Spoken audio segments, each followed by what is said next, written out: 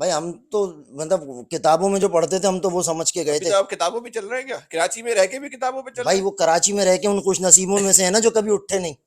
हैं? तो और पॉलिटिकल लाइफ भी वैसे रखी। आपकी जिस तरह की गुफ्तगू लग रही है, लग रहा है कि आपका जल्दी जो है ना। नहीं नहीं, हम नहीं इतनी जल्दी उठने वाले हम। अच्छा। मैं बचपन से फौजी दलिया खाता हूँ। अच्छा। जी फौजी जी। कर लिया। हाँ हाँ, बड़ा मतलब मजबूत होता है वो। अच्छा। जी जी, बड़ा मजबूत होता है वो। जौ का पैसे। होता है? जी जी। जौ का होता है?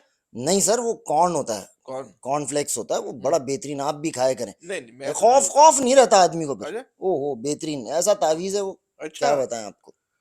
कोई मसला ही नहीं है। मैंने तो गाड़ी में जनरल टायर लगा ली, तेज दौड़ जाती है। अरे बेहतरीन, लेकिन दौड़ती है फिर। सिर्फ दौड़ेगी, ये जहन में रखिएगा।